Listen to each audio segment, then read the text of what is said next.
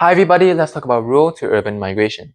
So for rural to urban migration, you're moving from a small settlement like a hamlet or a village, then moving to a larger settlement like a town or a city.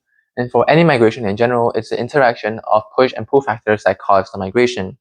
So for the rural to urban migration, there are push factors that initiate the idea to move. So your negative aspects of your rural areas, and then what's the positive stuff? Where do you want to move? It's determined by the pull factors, which are stuff in urban areas for rural to urban migration. So for these four factors, they're quite generalized for a lot of the rural areas in our world nowadays. Number one, mechanization. So the introduction of machinery in your agricultural practices. This takes away jobs from farmers, so you get unemployment, but also competes with maybe laboring farmers who still want to work, but that lowers their wages, which both leads to poverty.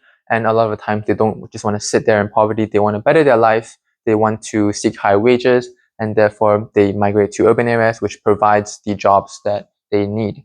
Number two, there's poor rural services.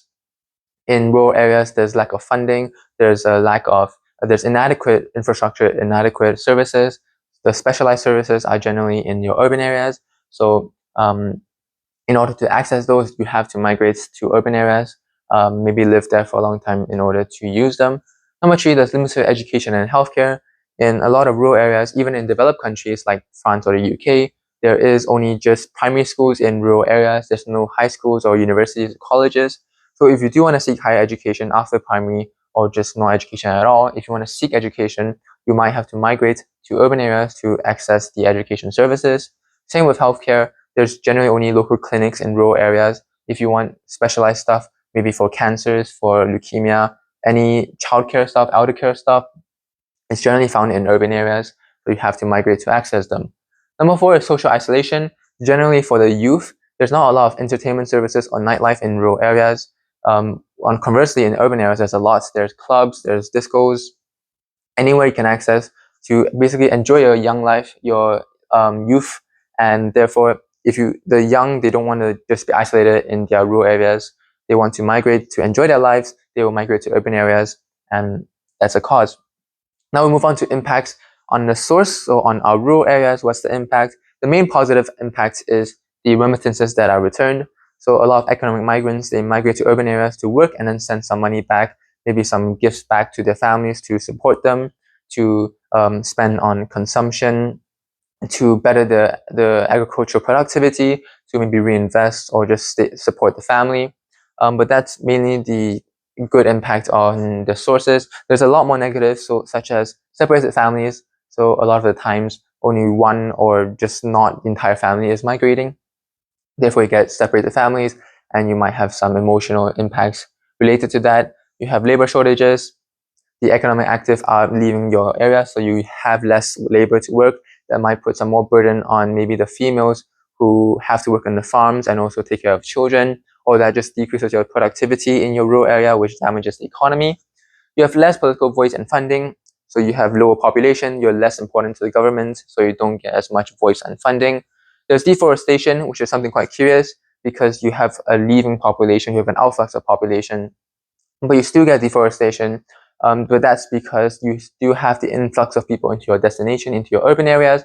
So you have more urban sprawl, you have more development, which requires maybe wood for building or construction. And that's where you get deforestation from, especially in the surrounding rural areas next to your urban areas. There's higher dependency ratio because you have more economically active leaving. Therefore, the proportion of the young and the old increases in relation to the population. And that is bad because you might get an aging population issue. You don't have enough. There's more burden on the economic active, the existing economic active, which might cause them to migrate, and that leads to a cycle. There's a sex imbalance. Most of the time, rural to urban migrants are males, so there is a female sex imbalance towards them.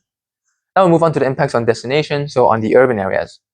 There is support costs coming in. Support costs are the money that the migrants have gathered up and then spent on the urban areas to settle down, to get a job or something, and that's support costs. So remittances and support costs kind of counteract each other. There's a larger labor force in your destination, in your urban area, which increases your productivity. You get more economic growth with that.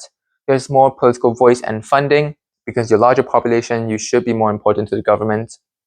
There's also lower dependency ratio because you have more economic active entering. So the proportion of economic active to the dependents is higher, and therefore you have a lower dependency ratio. There's less burden on the economic active to take care of the dependents.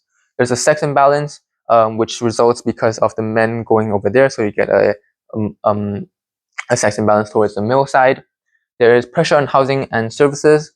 These migrants, they have to live somewhere, they have to use the services in urban areas, which might drive up the cost of housing and the cost of services. There's also pressure on water supplies, which is environmental impact that might increase the cost or maybe just damage your water supplies, pollute them as well. There's more waste generation in your urban areas. There's already a concentrated waste generation, but with more people, you might need to expand your landfill sites, which is bad for the environment. You have an informal economy generated. They're working non-formal jobs, so no contracts and stuff, which means they don't have to pay taxes. So although you get a lot of people, the tax money that is used to fund the entire urban population is still set, even though you have a larger population, which might be an issue. And also you get pollution in general because of the more economic activity, and therefore you get environmental damages in your urban areas. So this sums up rural to urban migration. I hope you guys enjoyed it, and I'll see you in the next video.